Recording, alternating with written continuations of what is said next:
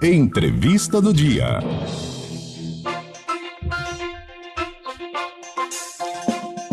Agora sim, vamos dar start na nossa segunda entrevista desta quinta-feira. Rodrigo Verardino é o nosso convidado, gerente de relações governamentais da Rumo Logística. Rodrigo, boa tarde, seja muito bem-vindo à CBN Cuiabá.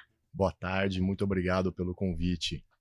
Eu já descobri aqui nos bastidores que lá no seu trabalho, antes de você se apresentar, tem nome de guerra. Professor, como é que o senhor sabia isso?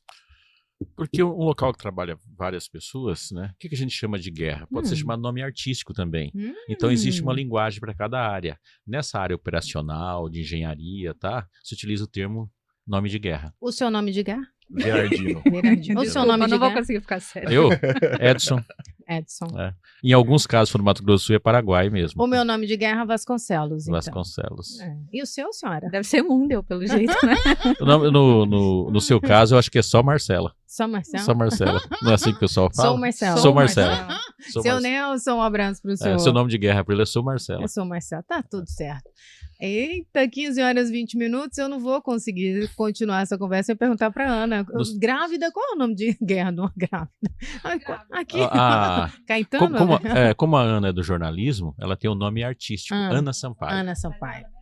Ana Beatriz. Ai, que bonito, Ana Beatriz, lindo. Vamos falar de ferrovia. É um assunto que quando a gente postou, nossa, choveu de pergunta aqui. As pessoas querendo saber da evolução, dos trabalhos. Tem gente perguntando aqui do canteiro de obras. Mas enfim, Rodrigo, a gente tem o bom costume de sempre aproximar os nossos convidados da nossa audiência. Você, enquanto gerente de relações governamentais, se apresenta para a nossa audiência, fala um pouco da sua atuação e também já vamos introduzir o assunto falando aí, trazendo esse apanhado, as perspectivas já para 2024. Que legal, então novamente muito obrigado pelo convite de estar aqui na CBN, cumprimentar a audiência também e dizer que é um prazer estar aqui para poder falar de um projeto que ele é transformacional para o estado do Mato Grosso, certo? O estado do Mato Grosso hoje é o principal produtor, né, do agronegócio brasileiro e infelizmente um dos estados com a menor malha ferroviária, né? Então, o nosso projeto, que é a expansão da ferrovia aqui no Mato Grosso, que é o primeiro projeto privado em construção, ele é um projeto que traz algumas medidas para equalizar essa questão, certo? Então, como pode o maior produtor do país ter uma das menores malhas ferroviárias? E aí está a nossa motivação e a nossa missão em seguir esse projeto, que ele é audacioso e transformador.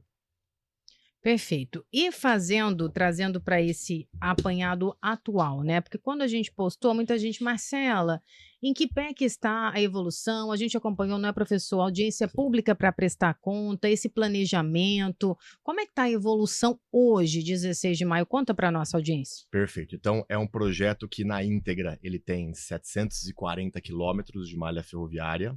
Então ele tem uma ponta dessa malha que vai até Lucas do Rio Verde, uma outra ponta dessa malha que vai até Cuiabá, e ele é um projeto que ele vai ser construindo de forma modular, quer dizer, avança-se um pouco com a ferrovia, estabelece-se um novo ponto, né, para concentração de carga rodoviária, para que essa carga embarque na ferrovia, ao passo que as obras vão seguindo, e aí você não precisa esperar exatamente o término do projeto para você poder começar a colher os benefícios socioeconômicos da existência desse projeto, né? Então, neste momento, nós temos 160 quilômetros de ferrovia em obra.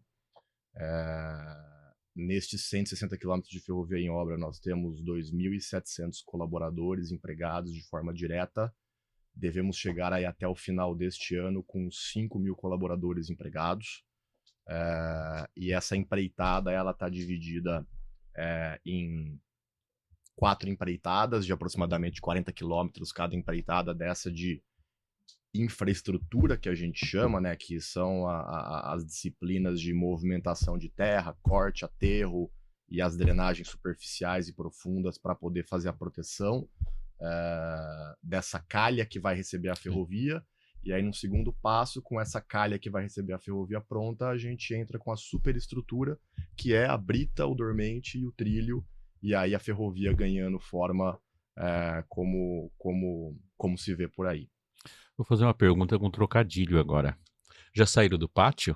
Já saímos do pátio. Nós já temos aí o nosso marco zero da ferrovia entregue no começo desse ano. E esse marco zero ele é super importante porque ele é o primeiro local onde a gente vai trabalhar com os grandes depósitos de pedra, os depósitos de trilho, os depósitos de materiais, e à medida que essa ferrovia vai crescendo, a própria ferrovia ela é utilizada como meio para avançar com a frente de obra e a gente conseguir ter uma operação mais eficiente, o mais veloz possível. Só esclarecendo para o nosso ouvinte, quando eu falei saiu do pátio, é porque tinha um problema ali do contorno de Rondonópolis e o prefeito de Rondonópolis chama José Carlos do Pátio. Então eu somei as duas coisas. Sai do pátio ali da estação e ultrapassando. Uma pergunta que aqui em Cuiabá ficou muito comum por uma série de confusões até na comunicação. A ferrovia chega em Cuiabá? E tem ouvinte bravo aqui, falando que mudou, que será um braço. Já vai responder direto aqui para o seu Danilo, que está aqui querendo estar bravo com essa situação, então, quer saber. O seu Danilo pode ficar tranquilo que a ferrovia, evidentemente, que ela chega em Cuiabá, né? A Rumo, dando alguns passos para trás aqui, a Rumo, ela participou de um chamamento público do estado do Mato Grosso para construir uma ferrovia que deveria conectar os municípios de Rondonópolis a Cuiabá e Lucas do Rio Verde. Então é evidente que essa linha ferroviária que chega em Cuiabá, ela está no nosso plano, ela está em estudos de engenharia e ela está avançando assim como todo o resto. O principal ponto é que para chegar em Cuiabá a gente precisa passar por Rondonópolis, né? Então, enfim, a cada quilômetro de trilho que for construído no sentido norte, ele é um quilômetro de trilho que está sendo construído no sentido de Cuiabá também. Vamos falar da questão de estimativa. Eu sei que tem aí 2 anos de estimativa central e 2 anos para frente, né? O primeiro terminal vai ser entre Campo Verde e Primavera, né? Isso, ali na divisão. O primeiro marco contratual que a gente tem é a chegada nessa macro-região de Campo Verde. Qual a estimativa média para chegar ali? A estimativa é dezembro de 2025. Esse é o marco contratual, cronograma contratual, referencial que a companhia está trabalhando, todos os planejamentos dela cascateados em cima dessa data. Né? De 25 com possibilidade até 27. Exatamente. E aí na sequência a gente tem Cuiabá em julho de 26, Mutum em dezembro de 27 e Lucas do Rio Verde em dezembro de 28. Esse é o cronograma pactuado. Só para não dar desespero para os nossos ouvintes, esse tipo de construção ele tem 2 anos posterior da data fixada, né? Senão bate um desespero. Era 25 e não chegou, já é 26, tá? Pode. Mas vocês são eficientes, né? Vão chegar na data certa? Perfeito, vamos sim. O cronograma trabalha para cima contratual, ele está sendo respeitado na sua totalidade? Perfeito. O cronograma contratual está sim sendo respeitado na sua totalidade. A gente tem para fazer um cronograma macro, uma série de atividades cascateadas. Então a gente tem um cronograma aberto, por exemplo, no detalhe de infraestrutura, no detalhe de superestrutura, enfim. Mas acho que talvez o ponto mais importante seja a gente entender os marcos desse cronograma, que seriam as chegadas nos pontos onde a gente vai estabelecer uma nova operação ferroviária. Com relação às licenças de todos os trechos, já estão todas liberadas ou vocês estão pedindo trecho por trecho? Nós estamos pedindo trecho por trecho. Por quê? Esse tipo de empreendimento, ele tem que ser submetido ao rito mais complexo de licenciamento ambiental, que a gente chama de rito trifásico. Então, esse rito trifásico, ele é compreendido por 3 licenças. A primeira licença a gente chama de licença prévia. A licença prévia, ela vai atestar a viabilidade socioambiental do empreendimento. Então, você tem uma diretriz de traçado, você não tem um traçado exato, mas você tem, olha, os pontos são esses, ele vai passar mais ou menos por essa faixa, e aí você faz... A faixa é do quê? 10 quilômetros? 10 quilômetros para cada lado. Né? Então você estuda esses 10 quilômetros para cada lado como área diretamente impactada pelo empreendimento. Né? Então você estuda com o mesmo nível de profundidade qualquer ponto que esteja nessa faixa de 20 quilômetros. Por quê? Porque você tem um traçado referencial, e esse traçado referencial ele posteriormente vai passar por um refinamento de engenharia, e aí a gente chega na segunda licença, que é a licença de implantação. Então a gente teve a licença prévia, que atestou a viabilidade socioambiental do empreendimento. Essa licença ela está obtida, e aí você tem as próximas licenças, que é a licença de instalação.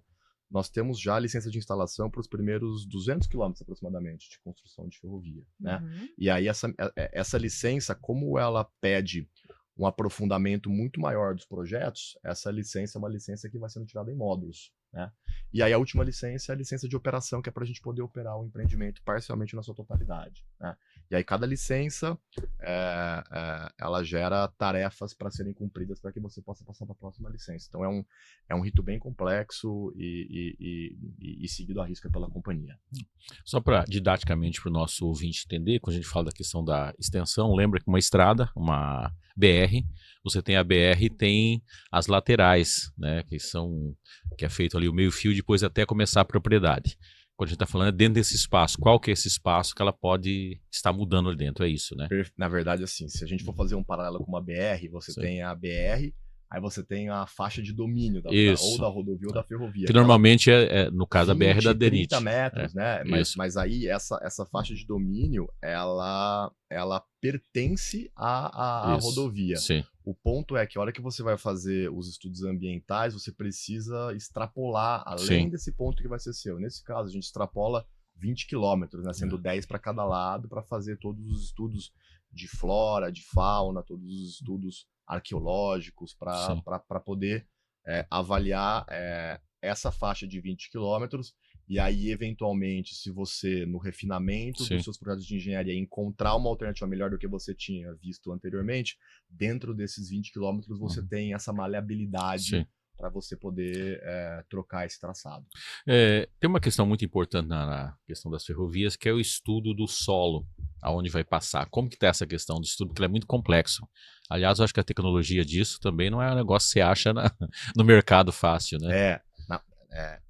É uma das disciplinas mais complexas do projeto de engenharia, essa disciplina do estudo de solos. E aí, até uma curiosidade super interessante de dividir com a audiência, a Rumo ela foi pioneira no emprego de uma tecnologia que chama Emerald, que é uma tecnologia que a gente importou da Noruega, onde você consegue adiantar vários elementos de projeto através de um sobrevoo de uma antena por cima do traçado referencial.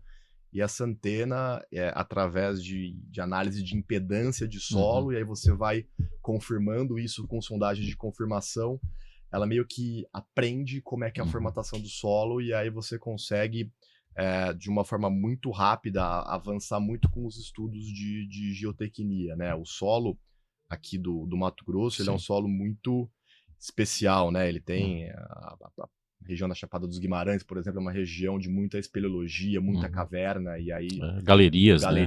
E aí quando um traçado de rodovia ou ferrovia encontra uma caverna, a gente chama isso de falha crítica, que não consigo continuar. Então a ideia foi usar o máximo de tecnologia possível para prever um traçado fugindo ao máximo dessas possibilidades de falha crítica, né? Rodrigo, vou precisar interrompê-lo. 15h33, repórter CBN nos chama e daqui a pouco a gente continua. Claro. 15h40, quinta-feira, 16 de maio de 2024.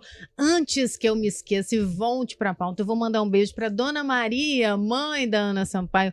Pense numa mulher maravilhosa e uma avó babona, já está registrado aqui o meu carinho para essa super mulher, super vó, hein? Com uma avó dessa, a senhora pode ganhar até o mundo se quiser. Vamos. E não pode esquecer da irmã da Ana, Isabela, né? Isabela. Um beijo, essa ainda não conheço desde Pitititinha. Pitititica? Até a Ana era pequena, agora que ela tá superando. Vamos voltar aqui para nossa pauta. Rodrigo Verardino é o nosso convidado, gerente de relações governamentais da Rumo Logística, e a gente está abordando um assunto tão importante que é ferrovia, e eu vou tentar compactuar, porque tem muita gente com dúvida ainda com relação aos impactos ambientais. A Júlia fez uma pergunta, né, importante sobre essas autorizações, licenças, e o senhor explicou, Mas ainda tem gente perguntando, por exemplo, por que, né, que algumas pessoas questionam ambientalistas de fora sobre a seriedade, a importância, e se tem algum risco de, né, empacar o trabalho por conta disso. Então, de forma geral, se você puder trazer as informações sobre esses impactos, essa avaliação, para quem está nos acompanhando, assim a gente consegue entregar a resposta a muitos ouvintes. Perfeito, vamos lá. Então, retomar o processo de licenciamento ambiental da ferrovia, que é um processo que é conduzido pela SEMA, né, Secretaria de Meio Ambiente do Estado do Mato Grosso. Esse processo ele foi um processo trifásico, né, onde a gente teve a nossa primeira licença obtida, uma licença prévia. Essa licença prévia, ela avaliou o empreendimento na sua totalidade. Então, ele avaliou os impactos, porque todo o empreendimento tem impacto, mas ele avaliou também os benefícios potencialmente trazidos por esse empreendimento, para avaliar se existe uma boa relação entre impactos e benefícios.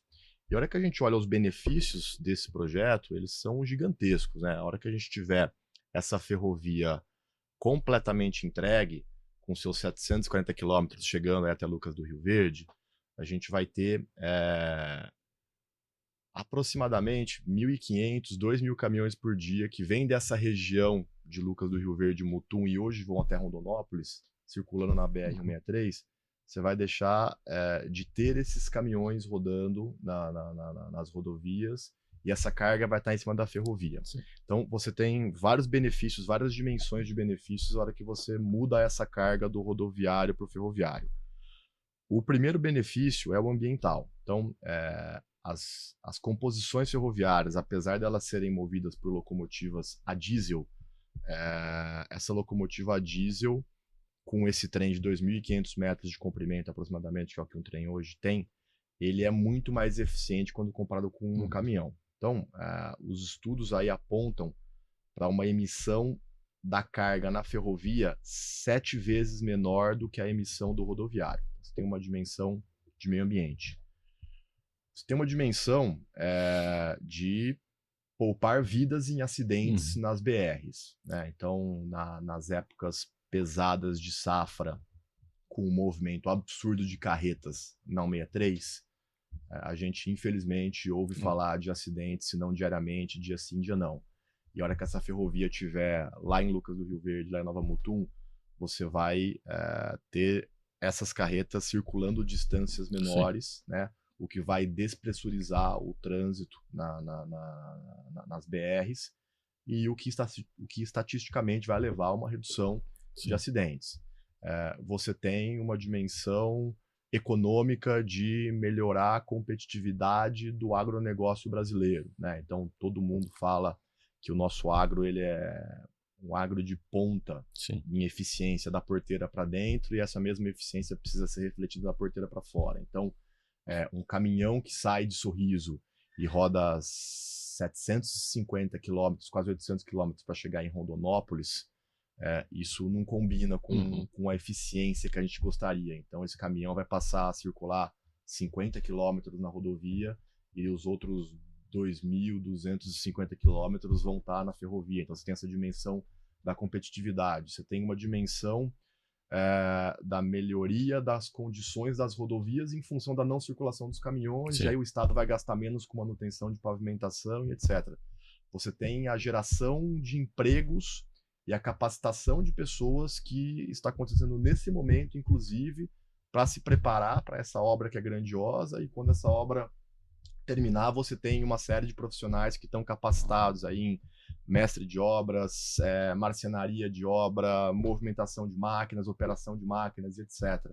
Então, assim, você tem uma série de benefícios, uma série de dimensões de benefícios que foram pesados, e esses benefícios eles superam, e muitas vezes, os impactos ambientais, porque você vai sim ter que fazer supressão vegetal em alguns pontos, você vai sim ter que fazer movimentação de terra em outros pontos, e aí você tem, através da SEMA, uma série de mecanismos para você poder mitigar ou compensar esses impactos e garantir que a sociedade vai usufruir desse benefício por muitos e muitos anos. Então, esse é o balanço que é feito pela autoridade estadual, e é claro que a gente entende que todo mundo anseia pela chegada da ferrovia, mas a propriedade diretamente impactada pela ferrovia, ela não vai olhar isso com o mesmo olhar de benefício, né? Então, E aí você tem uma outra questão, né? Que o benefício coletivo, ele se sobressai em relação ao benefício individual. Então, a gente tenta ser o mais justo possível nos processos de aquisição dessas áreas, né? Então, para vocês terem uma ideia, mais de 90% das nossas negociações de aquisição de área, elas estão sendo feitas de forma amigável. Isso é, a companhia não vai recorrer à justiça para fazer uma desapropriação judicial dessa área. Quer dizer, tá tudo sendo feito da forma mais negociada possível, né? Evidente que a ferrovia, diferente de uma rodovia, ela não tem um traçado tão maleável, né? Então, a rodovia, ela admite, por exemplo, inclinações de até 10%. A ferrovia não admite mais do que 1,5%. Né? A ferrovia não admite raios de curva inferiores a 400 metros. Então, ele é um traçado muito mais duro. Então, assim, muitas vezes eu passo pelo local porque eu não tenho muita opção de não passar nesse local. Né? Em função disso, um dos processos mais complexos é de terraplanagem, né? Perfeito. Como que vocês tem essa questão já bem planejada? E você tem qualquer inclinação de Rondonópolis para cá? Quanto que vai dar? O nosso projeto, ele vai trabalhar sempre com essas inclinações máximas de 1,5%. Né? O que acontece, e aí quem não tem muita familiaridade com o projeto ferroviário, olha, por que você faz essa curva aqui em vez de reta? Bom, se eu for reto, eu vou ter que me submeter a uma inclinação de 2,5%. Então, eu preciso serpentear o traçado, como a gente fala, para eu poder me limitar a 1,5%. Por quê? Porque depois isso vai ser... isso vai ser um cenário operacional dessa ferrovia daqui para frente. Então, se você fizer essa ferrovia muito inclinada, você vai ter os trens menos eficientes, gastando mais combustível pela perpetuidade da operação desse ativo. Né? Então, a gente, por mais que se gaste mais no momento da construção, para você ter que movimentar mais terra e fazer esse traçado o menos sinuoso possível, você depois tem o benefício na perpetuidade da operação. E aí, terraplanagem é sim talvez a linha mais cara da construção de ferrovias, né? E aí, a companhia teve um cuidado, primeiro, de dividir esses lotes dessa empreitada de forma que a gente tenha um balanço de massa perfeito. Então, tipo assim, toda a empreitada nela, nos 40 quilômetros lineares dela, todo o material que ela precisa aterrar, ela escavou naquela própria área. Então, você não precisa de muitas jazidas e nem muitos depósitos de material excedente. Então, esse é o primeiro cuidado. O segundo cuidado que a gente tomou, e aí é uma outra empreitada que a gente está fazendo, além dos 160 quilômetros lineares que estão em obra, a companhia contratou também todas as obras de arte especiais desse traçado todo. Então, obras de arte especiais é como a turma da engenharia chama pontes, viadutos, passagens inferiores. Então, essas obras de arte especial, elas estão... a gente já tem a primeira entregue, né? Que foi entregue no ano passado. E a gente tem outras 6 em operação, passando por cima ou por baixo de uma série de rodovias. O que isso significa? Isso significa que as nossas patrulhas de terraplanagem, para poder fazer essa construção, elas não vão entrar na rodovia. Elas vão passar por cima ou por baixo dessas obras de arte especial nesse momento, enquanto você não tem a ferrovia estabelecida ainda, justamente para reduzir a distância média e para gerar o menor impacto possível disso na própria rodovia. Quantas obras de arte vai ter? Já uma já está pronta, né? Que é depois de Rondonópolis. Vão ser 30 e poucas obras de arte especial, mais depois uma série de obras de arte corrente, que são os bueiros, né? Mas são 30 e poucas. A gente tem 6 em obra nesse momento, uma já entregue, que é a primeira que a gente chama de obra de arte especial 1, que é a próxima do nosso terminal rodoviário de Rondonópolis. Que é a que atravessa sobre a 163 ali. A primeira atravessada sobre a 163, né? Porque a gente depois serpenteia ela mais umas 2, 3 vezes. A maior obra de arte especial do trecho aqui, desse primeiro trecho, vai ser a ponte sobre o Rio Vermelho, né? Vai ser uma ponte de quase 500 metros de comprimento, com por volta de 20 metros de altura, 20, 25 metros de altura. Essa vai ser talvez a Rio Vermelho, que é a paixão de Marcela. Ah, bom, agora quando? É minha terra do coração, mas não sou apaixonada assim não, né, professor? Eu divido aí pela ordem. CPA, depois o Hospital Geral e Rondonópolis. Rondonópolis. Isso aí, minha terra do coração. Trate bem dela, inclusive.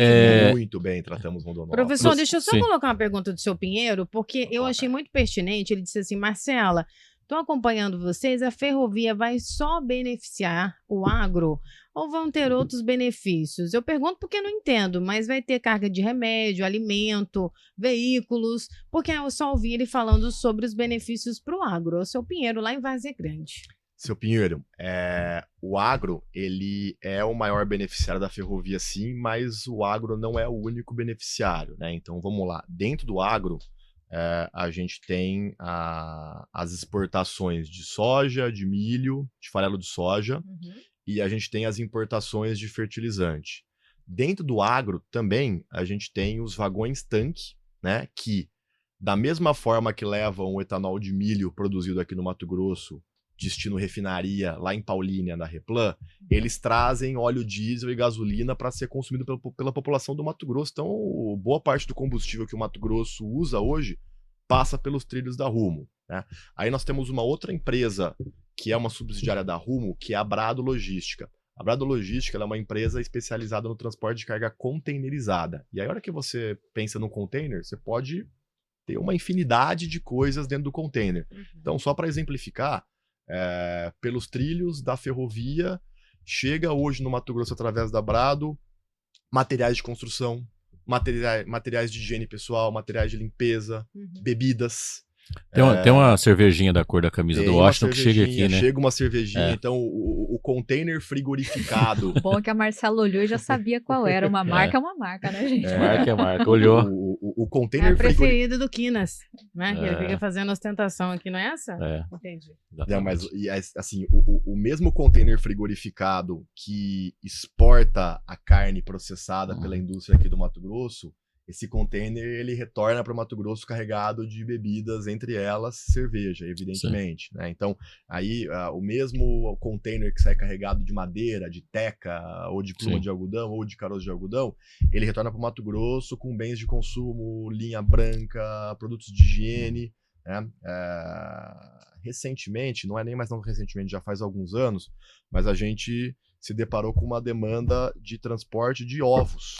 Isso, a última vez que conversei com o pessoal da Brado, eles estavam preparando o vagão para isso. Já conseguiram chegar? Já conseguimos. Aí, né, você tem o benefício dos ovos do Mato Grosso chegando para a gente consumir lá em São Paulo, no supermercado. A hora que a gente olha lá, ovos Mantiqueira, são os ovos que vieram através da ferrovia para São Paulo, né, para Sumaré, para ser distribuído na Grande São Paulo, na Grande Campinas. Só com esse nome eu achei que ele era de São Paulo, né? Ou de Minas. Piso também estava vindo bastante, Piso, né? também. Então, assim, é uma infinidade de produtos. Então, assim, essa ferrovia, ela tem no agro a sustentação dela, mas ela não é uma ferrovia que serve unicamente o agro. Ela é uma ferrovia que traz, sim, benefícios para a sociedade, principalmente no transporte desses itens aí que vão e voltam dentro dos containers. A nossa linguagem mais comum é assim, tem carreto de volta. Tem carreto de volta, tem carreto de volta. Você falou a respeito da mão de obra, que depois vão ficar mestre de obras, enfim. Eu me lembro alguns anos atrás, quando o Gustavo ainda era o presidente da FIEMT, que foi feito vários encontros falando sobre a necessidade de mão de obra para trabalhar na ferrovia. Esses quadros já estão preenchidos? Esses quadros, eles estão sendo preenchidos à medida que a gente vai mobilizando as empreitadas, né? Então, exatamente nesse momento, nós temos 280 vagas abertas para capacitação de operadores para trabalhar nessa ferrovia, né? Então, inclusive, para os espectadores, né? Nós temos aí o telefone que é o 0800 646 6101, que é o telefone onde quem estiver interessado por participar de uma dessas vagas de capacitação, nesse momento são 280, pode ligar e pegar maiores informações. E isso é sim fruto de uma parceria construída com o Gustavo lá atrás, né? Onde hoje, através do Senai, a gente tem aí a capacitação dessa mão de obra para estar trabalhando nas obras nesse momento. E em qual localidade, né? Quem se interessou, a gente falou de alguns pontos. Explica bem direitinho para o interessado. Senai Rondonópolis é onde está sendo a âncora dessa capacitação nesse momento, né? Os interessados podem ligar nesse 0800 646 6101, pegar maiores informações sobre localidade, sobre os tipos de cursos. São diversos tipos de curso, né? Então, de novo, desde marcenaria para as obras, né, a parte estrutural dos viadutos, como operador de trator, como operador de máquina, como mestre de obras, enfim, tem uma série de coisas que estão aí nesse rol de capacitação. Não é a primeira, não vai ser a última. De novo, nós estamos hoje com 2.700 colaboradores diretos, a gente deve terminar o ano com 5.000. Então esse espaço todo vai ser preenchido aí ao longo desses meses. Perfeito. Há pouquíssimo tempo, mas acredito que você consiga falar dos impactos financeiros, né? Ali do município, empregos diretos, indiretos, também é um balanço importante registrar. Importantíssimo. Bom, primeiro, grandes números do projeto, tá? A nossa estimativa é a de geração de 180 mil empregos ao longo do projeto todo. Estes 180 mil empregos são 100 mil empregos diretos e 80 mil empregos indiretos ou induzidos. Então esse é o número maior do projeto. Especificamente falando sobre Rondonópolis, que é onde se localizam as nossas frentes de obra nesse momento. Aí são dados do CAGED do primeiro trimestre desse ano. A gente teve aí em Rondonópolis um saldo de geração de emprego no primeiro trimestre de 2.900 vagas. Dessas 2.900 vagas, 841 vagas são vagas do setor de construção de ferrovia. Então, 30% das vagas do primeiro trimestre que foram geradas em Rondonópolis, elas são por causa desse projeto. E aí, falando de dados apenas de Rondonópolis e não das próximas cidades, de Cimeira, Primavera, Campo Verde, etc. Então, de novo, é um projeto que, depois de construído, ele ainda vai deixar um legado gigantesco, que é essa mão de obra capacitada e também os futuros operadores que vão trabalhar nessa ferrovia, né? Então, os futuros maquinistas, os futuros manobradores, os futuros operadores dos terminais ferroviários que estão por vir. Então, enfim, é um círculo virtuoso gigantesco. E aí vem no indireto, né? Carregar, descarregar.